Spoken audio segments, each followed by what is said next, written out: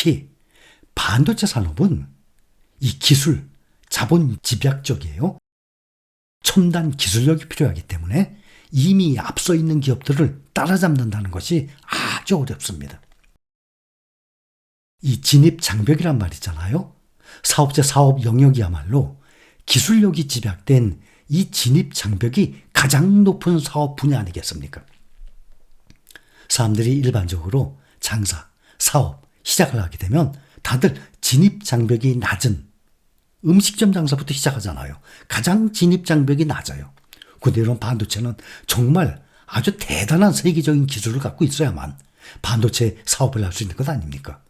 또 미국 정부가 2022년에 미국 내 반도체 시설과 공장을 짓는 기업에 25%의 세액공제를 지원을 하는 칩스 액트 나왔어요. 반도체 지원법을 공표를 했었습니다. 이 반도체 지원법에 따라서 지원이 확정된 기업들이 현재 미국에 계획 중인 시설 투자 규모가 3,500억 달러, 한 470조 원 정도 됩니다.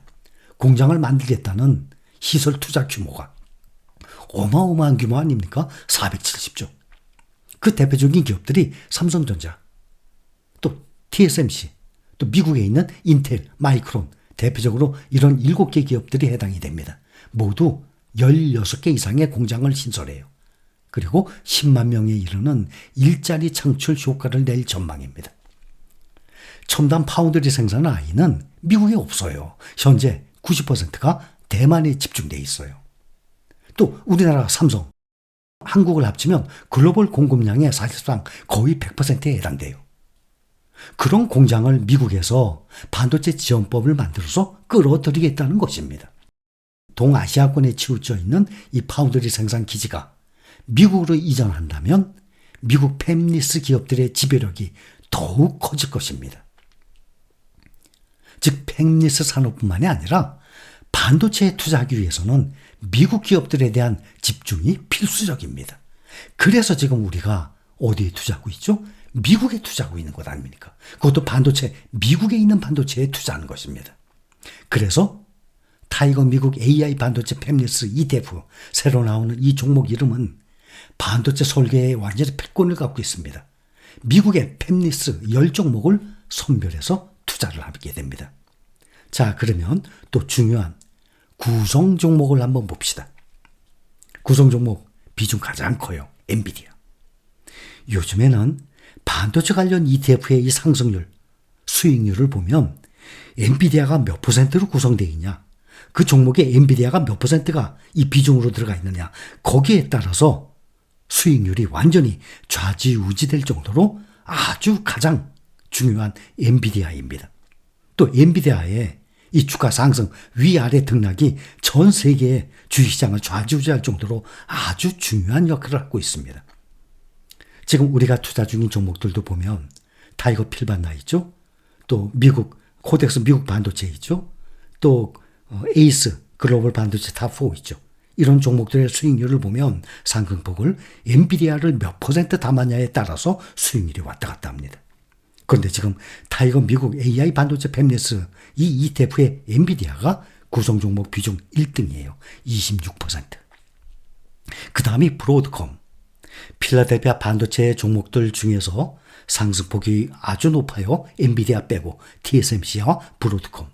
그런데 TSMC는 지금 미국 AI 반도체 팹리스에 투자하기 때문에 팹리스가 아니지 않습니까? 이 물건을 만들어내는 이 파운드리예요. 그러니 당연히 TSMC는 빠지죠. 엔비디아 26%, 브로드컴 18.4%, 퀄컴 이 핸드폰에 들어가는 애플리케이션 1등이에요. 퀄컴 17.4%. 그 다음에 ARM 홀딩스가 15.5%, AMD가 15.5%. 그렇게 해서 이 5종목이 92.8%, 93%예요. 앞으로는 리밸런싱에 의해서 이 종목뿐만이 아니라 항상 다들 이 비중이 왔다 갔다 하죠. 현재 보면 92.8%, 93%예요. 그동안 보면 타이거 미국 테크 탑10 또 이 다른 이 빅테크 종목들 보면 7종목 비중이에요. 7종목의 비중이 93% 전후였죠. 근데 이것은 5종목의 비중이 93%니까 더욱 팹리스 반도체에 집중이 되어 있는 것이죠.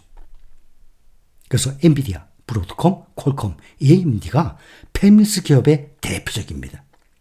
여기에 말씀드렸듯이 아까 IP, EDA 기업들 얘기했죠. 시놉시스 2.7%, 케이던스 2.3%, 그래서 5%가 또 추가가 되죠. 그러면 이 두 기업까지 합하면 7개의 종목이 98%. 거기에 필라델피아 반도체에 구성 종목 들어가 있죠. 마벨 테크놀로지 1.8%. 팹리스 기업이에요. 그럼 벌써 100% 거의 다 들어갔죠. 이런 종목에 투자를 하게 되는 것입니다. 그렇다면 이 종목들 5년 동안의 상승폭을 한번 봅니다. 엔비디아 정말 많이 봐왔죠. 어마어마한 상승폭이에요. 엔비디아 상승폭을 따라올 기업이 없을 정도입니다. 현재 5년 동안에 2585%, 브로드컴 502%. 보통 우리가 5년 투자 2배 수익 예상을 하죠. 성공이죠. 누구든지 주식 투자 5년 동안 해서 2배 수익 났다 그러면 대성공한 거예요. 개인 투자자가 주식시장에 들어와서 5년 동안에 주식 투자했는데 내가 투자한 종목이 1,000만 원 가지고 2,000만 원 됐어. 1억 가지고 2억 됐어. 100% 2배 버는 사람이 과연 몇 퍼센트나 되겠습니까? 그래서 5년 동안에 100% 수익 났다 그러면 성공한 건데 엔비디아가 2585%, 브로드컴이 100%의 5배, 502%, 퀄컴 121%, 가장 상승폭이 작아요. 퀄컴이. 그 다음에 ARM 홀딩스가 129%인데 이거 1년 된 거예요. 작년 9월에 상장했습니다. 그러니 23년 9월부터 24년 9월까지 딱 1년 동안에 2.3배가 오른 겁니다. 2배 이상 올랐어요. 1년 동안에. 그리고 AMD, 제2의 엔비디아라고 하죠. 419%. 그래서 1년 된 ARM 홀딩스 빼고 나머지 4종목에 5년 동안의 평균 상승폭을 보니까 908%. 야, 10배 올랐네. 그동안 5년 동안 10배 올랐다고 앞으로 10배 오른다는 보장은 없어요. 이 종목뿐만 아니라 모든 종목이 말이죠. S&P 500, 나스닥 100, 5년 동안에 얼마큼 올랐으니까 앞으로 5년 동안에 얼마큼 무조건 오를 거야. 당연히 그거 아니죠. 그동안 어떻게 흘러왔는지 몇 %의 수익이 났는지 이것을 참고할 수 있는 것입니다. 그러나 세계의 경제, 세계 기술이 점점 발전해 나가는 속도가 점점 빨라집니다. 그래서 그동안 연평균 S&P 500이 8%, 9% 올랐다 그러면 앞으로는 12%, 13%. 올해도 보면 벌써 9월이 아직 끝나지도 않았는데도 20% 이상 올랐어요.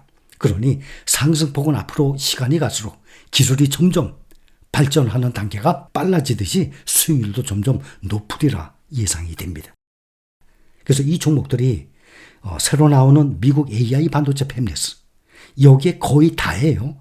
이 종목들이 거의 93%니까 5년 동안에 908%, 10배나 올랐어요.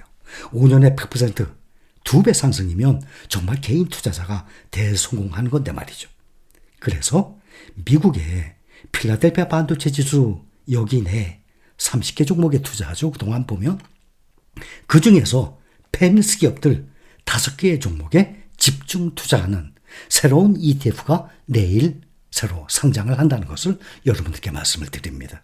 이것은 판단은 각자 여러분들이 각자 판단하고 결정하는 것 각자의 몫이죠. 잘 알고들 계시죠. 여러분들 투자 생활에 큰 도움이 됐으면 하는 마음입니다.